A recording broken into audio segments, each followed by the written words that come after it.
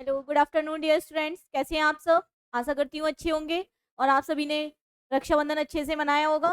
अब उतनी ही अच्छे से तैयारी करने की बारी है। फेस्टिवल निकल चुके हैं और हम सभी को अपनी तैयारी बेहतर बनानी है, क्योंकि हमें इस बार एक सीट तो पक्की करनी ही है ना। तो देखते हैं क्वेश्चंस और देखते हैं आपकी तैयारी कैसी है।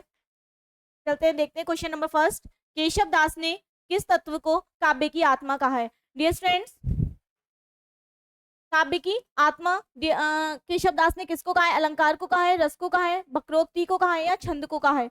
अगर हम काव्य की आत्मा की बात करें तो केशव दास के अनुसार जो काव्य की आत्मा है वो है रस। डियर फ्रेंड्स, अगर हम अलंकार की बात करें तो अलंकार हमारा अलम धातु से बना है। किस धातु से बना है? अलम धातु से बना है ना।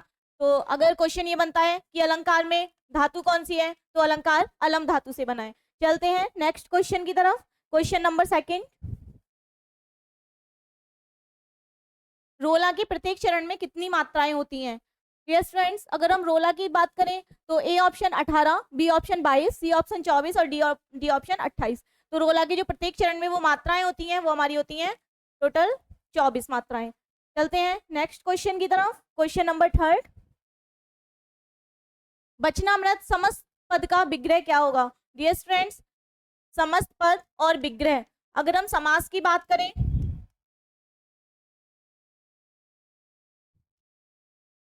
तो समास का अर्थ होता है संक्षेप। क्या होता है डियर फ्रेंड्स? संक्षेप। अगर हम समास के भेद की बात करें तो समास के 6 भेद होते हैं। अव्ययीभाव समास, द्वंद्व समास, द्विगु समास, कर्मधारय समास, तत्पुरुष समास, है ना। तो इस तरीके से कितने भेद होते हैं? 6 भेद होते हैं। अगर हम समस्त पद की बात करें, यस फ्रेंड्स, मैंने लिखा रात दिन, रात दिन। यस फ्रेंड्स, रात दिन हमारा क्या है? समस्त पद है।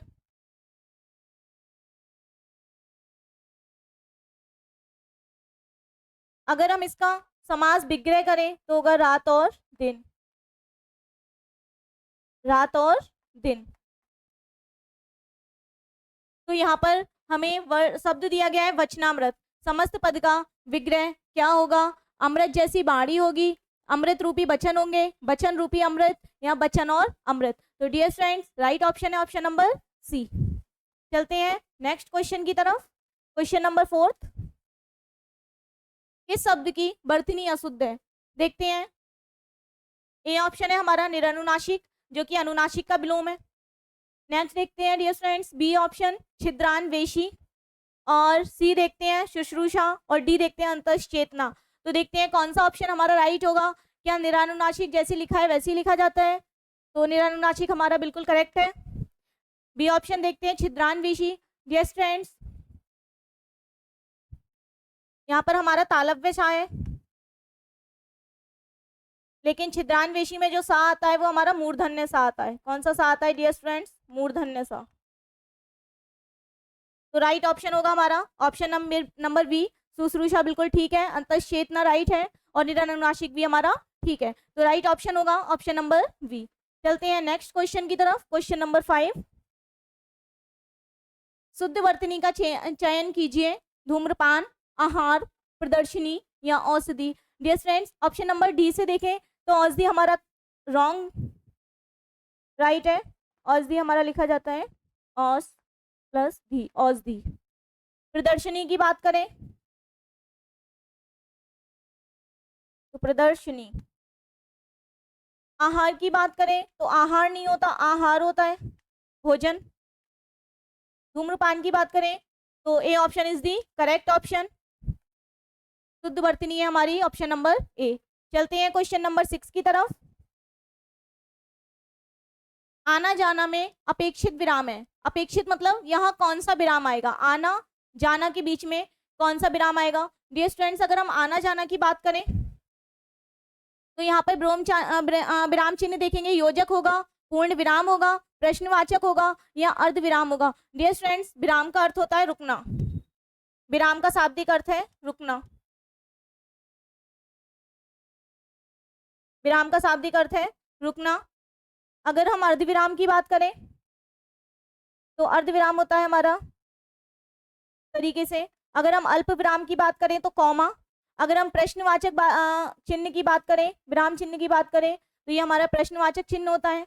पूर्ण विराम की बात करें तो ये हमारा पूर्ण विराम है। तो आना जाना में जो विराम चिन्ह आएगा वो हमारा होगा योजक चिन्ह।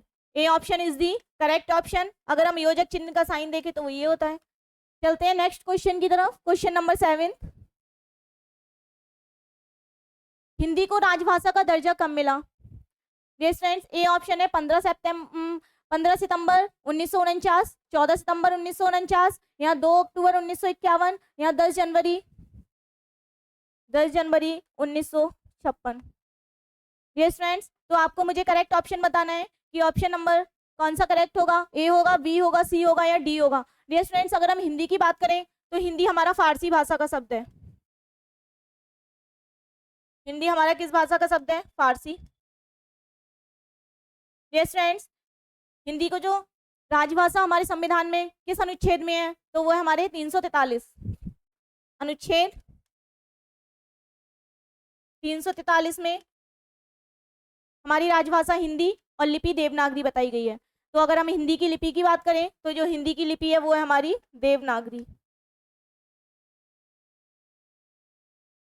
यस फ्रेंड्स, सबसे पहले संस्कृत आई, संस्कृत का अपभ्रंश पाली थी, पाली से प्राकृत, है ना, और इस तरीके से धीरे धीरे हमारी किसका प्राकृत से आई अवध, अपभ्रंश और हिंदी। तो देखते हैं हिंदी को राजभाषा का दर्जा कब मिला? 15 सितंबर 1949 को मिला, या 14 सितंबर 1949, या 2 अक्टूबर 1951, या 10 जनवरी 1956। डियर फ्रेंड्स, अगर हम हिंदी दिवस की बात करें तो हम 14 सितंबर को क्या मनाते हैं? हिंदी दिवस, 14 सितंबर। विश्व हिंदी दिवस की बात करें तो वो हम 10 जनवरी को मनाते हैं। और अंतर्राष्ट्रीय मातृभाषा दिवस की बात करें तो वो आप मुझे कमेंट बॉक्स में कमेंट करके बताएंगे कि हम अंतर्राष्ट्रीय मातृभाषा दिवस कब मनाते हैं। तो राइट ऑप्शन होगा हमारा ऑप्शन नंबर बी, 14 सितंबर 1949। 14 सितंबर 1949 को हमारी हिंदी को राजभाषा का दर्जा मिला था, इसीलिए हम 14 सितंबर को क्या मनाते हैं? हिंदी दिवस। चलते हैं नेक्स्ट क्वेश्चन की तरफ। क्वेश्चन नंबर 8, निम्नलिखित में से रूढ़ शब्द नहीं है। डियर स्टूडेंट्स, अगर हम रचना के आधार पर शब्द की बात करें तो शब्द होते हैं हमारे 3, रूढ़, यौगिक,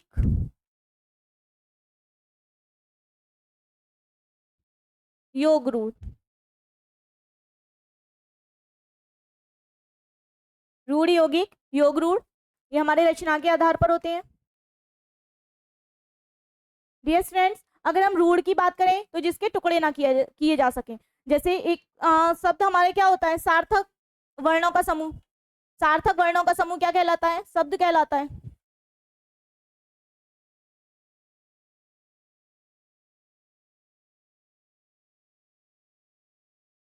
सार्थक वर्णों का समूह शब्द कहलाता है। तो शब्द को अगर हम शब्द के वर्ण अलग अलग करें तो जिनका अर्थ ना निकले वो क्या होगा? हमारा रूढ़ शब्द होंगे। यौगिक, जो 2 शब्दों के मेल से बने, है ना, जैसे एग्जाम्पल आप मुझे कमेंट बॉक्स में कमेंट करके बताएंगे कि रूढ़ का एग्जाम्पल क्या होगा, यौगिक का क्या होगा। अगर हम योग रूढ़ की बात करें जो एक विशेष अर्थ देता है, योग रूढ़ 2 शब्द से मिलकर बना है, योग प्लस रूढ़, जिसमें योग भी है, यौगिक भी है और रूढ़ भी है, लेकिन कैसा अर्थ दे रहा है? एक विशेष अर्थ दे रहा है। जैसे पीताम्बर, है ना, पीला है अंबर जिसका अर्थात भगवान कृष्ण। तो योग रूढ़ वो शब्द होते हैं जो किसी तीसरे की ओर संकेत करें, विशेष अर्थ प्रदान करें। तो देखते हैं, रूढ़ शब्द नहीं है, जल नहीं है, पानी नहीं है, विद्यालय नहीं है, या कोई नहीं। डियर फ्रेंड्स, आपको मुझे ए बी सी में से बताना है। डी ऑप्शन में आपको देती हूँ कि डी ऑप्शन नहीं है, ए बी सी में आपके पास चॉइस है कि कौन सा ऑप्शन हमारा रूढ़ शब्द नहीं होगा। तो अगर हम रूढ़ शब्द की बात करें तो रूढ़ शब्द जल भी है, क्योंकि जल के अगर हम टुकड़े करेंगे तो जा प्लस ला, जा का कोई अर्थ नहीं है और ला का कोई अर्थ नहीं है। पानी को अगर हम तोड़े तो पा प्लस नी, तो इसका भी कोई अर्थ नहीं होगा, इसके टुकड़े नहीं किए जा सकते। अगर हम विद्यालय को तोड़े तो विद्या प्लस आलय, विद्या प्लस आलय। तो C option is the correct option. चलते हैं नेक्स्ट क्वेश्चन की तरफ। क्वेश्चन नंबर 9, राम ने किताब पढ़ी में कारक बताइए। डियर स्टूडेंट्स, अगर हम कारक की बात करें हिंदी में तो कारक होते हैं हमारे 8। अब देखते हैं राम ने किताब पढ़ी में कारक कौन सा होगा? कर्म कारक होगा, करण कारक होगा, कर्ता कारक होगा, या संबंध कारक होगा। डियर स्टूडेंट्स, राम ने, कर्ता ने कर्म को, कर्ता ने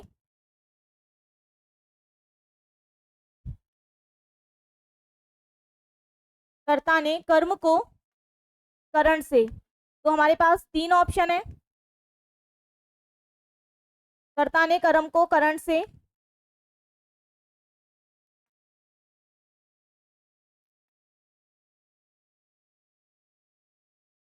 संबंध का, की, के लिए। तो डियर फ्रेंड्स, हमें देखना है कि राम ने किताब पढ़ी में कारक कौन सा होगा, कर्म कारक होगा, करण कारक होगा, कर्ता कारक होगा या संबंध कारक होगा। डियर फ्रेंड्स, राम ने क्या पढ़ी, किताब पढ़ी, तो इसमें हमारा जो कारक चिन्ह आ रहा है वो क्या आ रहा है, ने, और ने कारक चिन्ह होता है हमारे कर्ता कारक का। तो option number C is the correct option. चलते हैं नेक्स्ट क्वेश्चन की तरफ। क्वेश्चन नंबर 10, संस्कृत भाषा की अपभ्रंश है।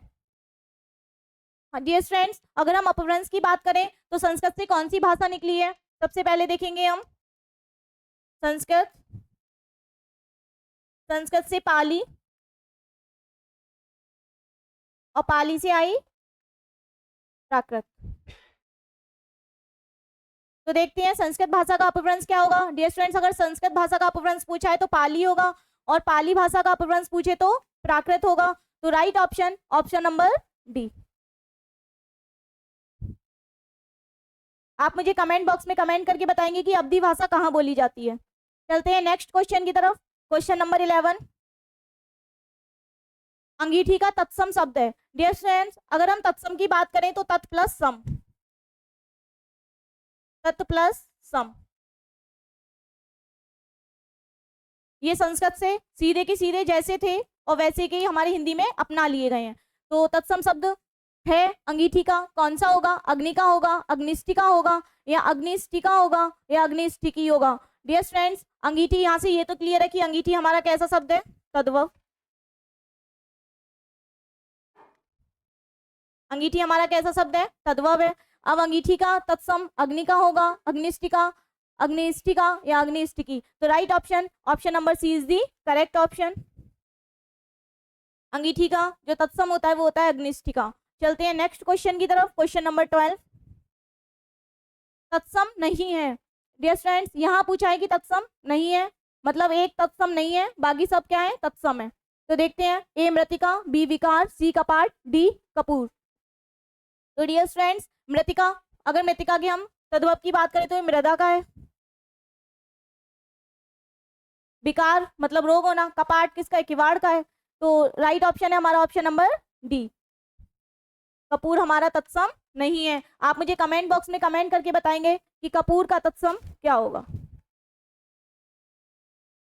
कपूर का तत्सम क्या होगा। चलते हैं नेक्स्ट क्वेश्चन की तरफ। क्वेश्चन नंबर 13, सतर्कता शब्द का समानार्थी है। डियर फ्रेंड्स, समानार्थी की अगर हम बात करें तो वे शब्द जो समान अर्थ प्रदान करें, कैसे अर्थ प्रदान करें, समान अर्थ प्रदान करें। तो देखते हैं, सार्थकता होगा, उचित होगा, समझदारी होगा, या मुस्तैदी होगा। डियर फ्रेंड्स, सतर्कता शब्द की अगर समानार्थी की बात करें तो D option is the correct option, मुस्तैदी। चलते हैं क्वेश्चन नंबर 14 की तरफ। नृप, डियर फ्रेंड्स, इसे हमें अंडरलाइन करना है। नृप नीचे दिए गए विकल्पों में से किस शब्द का समानार्थी है। तो देखते हैं, ए ऑप्शन कह रहा है भूदेव और महादेव का है, बी कह रहा है नलिन या राजीव, सी धूप है और महीप, और डी त्रिलोचन और रुद्र। डियर फ्रेंड्स, भूदेव और महादेव की बात करें तो ये हमारे शंकर के पर्यायवाची हैं, भगवान शिव के। डियर फ्रेंड्स, नलिन और राजीव की बात करें तो ये हमारे कमल के पर्यायवाची हैं, कमल का पर्यायवाची होता है नलिन और राजीव। अगर हम नृप की बात करें तो नृप का अर्थ होता है राजा। तो देखते हैं, राजा का समानार्थी कौन होगा, भूप और महीप होगा, त्रिलोचन और रुद्र। डी ऑप्शन देखते हैं, ये भी भगवान शिव के पर्यायवाची है। तो राइट ऑप्शन है हमारा ऑप्शन नंबर सी, भूप और महीप नृप के समानार्थी शब्द हैं। ये फ्रेंड्स, यहाँ से हमें पता चला कि शंकर के पर्यायवाची होंगे महादेव, त्रिलोचन और रुद्र, और नलिन और राजीव हमारे कमल के पर्यायवाची हैं। तो राइट ऑप्शन है ऑप्शन नंबर सी। चलते हैं नेक्स्ट क्वेश्चन की तरफ। क्वेश्चन नंबर 15, कौन सा विकल्प गलत है। डियर फ्रेंड्स, यहाँ पर जो ऑप्शन है ए बी सी डी वो सभी पर्यायवाची हैं, और इसमें कौन सा विषम है, मतलब कौन सा विकल्प गलत है। ए ऑप्शन देखते हैं, बादल, मेघ, वायु और समीर। बी युद्ध रण, युद्ध रण ये 2 बार हो गया है, 1 बार कट कर दीजिएगा। युद्ध रण, संग्राम और समर। सी ऑप्शन सहचर, संगी, साथी, दोस्त। मत्स्य, मछली, मीन, मकर और सफरी। डियर फ्रेंड्स, यहाँ से हमें ये पता चल रहा है कि जो डी ऑप्शन है वो मछली का पर्यायवाची है। यहाँ पर इसमें मछली के पर्यायवाची है। सहचर, संगी, साथी, दोस्त में हमें पता चल रहा है ये सब मित्र के पर्यायवाची हैं, सखा, है ना। बी ऑप्शन युद्ध रण, संग्राम, समर से हमें पता चल रहा है ये सब युद्ध के पर्यायवाची हैं। बादल, मेघ, वायु, समीर। यस फ्रेंड्स, यहाँ पर हमने देखा कि बादल और मेघ तो हमारे किसके पर्यायवाची हैं? घन के, यानी कि बादल के। वायु, समीर हमारे पवन के, यानी कि वायु के पर्यायवाची हैं। तो यहाँ पर जो हमारा गलत ऑप्शन है वो है option number A. Option number A is the correct option. चलते हैं डियर फ्रेंड्स, सफरी हमारी मछली का पर्यायवाची होता है, इसको अंडरलाइन कर लीजिएगा, क्योंकि हमें कॉमन जो नेम याद रहते हैं, मत्स्य है, मछली है, मीन है, मकर है, लेकिन सफरी भी हमारा मछली का पर्यायवाची है। चलते हैं क्वेश्चन नंबर 16 की तरफ। नाव का पर्यायवाची नहीं है, यहाँ पर पर्यायवाची नहीं है, मतलब 3 पर्यायवाची है और 1 पर्यायवाची नहीं है। तो नौका नहीं है, डोंगी नहीं है, तरुणी नहीं है या तरी नहीं है। डियर फ्रेंड्स, अगर हम नौका की बात करें तो ये नाव का पर्यायवाची है, डोंगी भी हमारे नाव का पर्यायवाची है। डियर फ्रेंड्स, अगर हम तरुणी की बात करें तो ये इसका अर्थ होता है नवयुवती। क्या होता है? नवयुवती। तो राइट ऑप्शन है हमारा ऑप्शन नंबर सी, क्योंकि तरी मीन्स भी नाव होता है। चलते हैं क्वेश्चन नंबर 17 की तरफ। किसी के प्रति उदारता एवं कृपा पूर्वक किया जाने वाला व्यवहार है। ए ऑप्शन विग्रह, बी ऑप्शन निग्रह, सी ऑप्शन अवग्रह और डी ऑप्शन अनुग्रह। डियर फ्रेंड्स, किसी के प्रति अगर हम उदारता और कृपा पूर्वक कोई कार्य करते हैं तो उसके लिए एक शब्द है हमारा अनुग्रह। Right option option number D. विग्रह मतलब अलग होना, अलग करना। चलते हैं नेक्स्ट क्वेश्चन की तरफ। Question number 18। निष्प्रय का अर्थ है जो स्पर्श रहित हो, जो इच्छा रहित हो, जो प्रेरणावान हो या जो प्रेम रहित हो। डियर फ्रेंड्स, तो निष्प्रय का अर्थ होता है, निष्प्रय मतलब जो निष्प्रय, जो इच्छा रहित हो। कैसा हो? इच्छा रहित हो। Right option option number B is the correct option. चलते हैं क्वेश्चन नंबर 19 की तरफ। उपल और उत्पल का सही अर्थ है। डियर फ्रेंड्स, देखते हैं डी ऑप्शन से कमल और शैवाल होगा, जवाब और वर्षा होगा, ऊपरी या पानी होगा, ओला या कमल होगा। डियर फ्रेंड्स, अगर हम उपल की बात करें तो उपल का अर्थ होता है ओला, और अगर हम उत्पल की बात करें तो कमल। उत्पल की बात करें तो कमल, इसके और पर्यायवाची है नीरज, जलज, पंकज। यस फ्रेंड्स, इन कमल के पर्यायवाची में देखते हैं कि लास्ट में कौन सा वर्ड आ रहा है? जा, जा, जा, मतलब जा वर्ड कॉमन है। जा का मतलब होता है जन्म लेने वाला, जो किस में जन्म ले? जल में जन्म ले। किस में जन्म ले? जल में उत्पन्न हो। तो देखते हैं उपल और उत्पल का सही अर्थ होगा ओला या कमल, ऊपरी या पानी, जवाब या वर्षा, कमल या शैवाल। तो उपल मीन्स ओला और Utpal means Kamal. Right option option number A is the correct option. चलते हैं लास्ट क्वेश्चन की तरफ, क्वेश्चन नंबर 20 की तरफ। उपमान और उपकार का सही अर्थ है। ए ऑप्शन उचित या भलाई। डियर फ्रेंड्स, उपकार से हमें पता चल रहा है कि भलाई है, उपकार मतलब भलाई। अब देखते हैं किस ऑप्शन में भलाई है। एक ऑप्शन ए है और ऑप्शन सी है, तो डी ऑप्शन और बी ऑप्शन तो हमारे कट हो गए। तो हमें देखना है ए और बी में देखना है। डियर फ्रेंड्स, अब हमें उपमान देखना है कि उपमान का अर्थ उचित होगा या फिर तुलना होगा। तो उपमान का अर्थ होता है तुलना और उपकार का अर्थ होता है भलाई। तो right option option number C is the correct option. Dear friends, यहाँ हमने 20 क्वेश्चंस देखे, उनको डिस्क्राइब किया, और आशा करती हूँ आप सब अपनी तैयारी अच्छे से कर रहे होंगे और एक सीट आप जरूर पक्की करेंगे। ये मेरी आशा है आप सभी से। तो मेहनत करते रहिए और एक सीट पक्की कीजिए। Thank you for watching.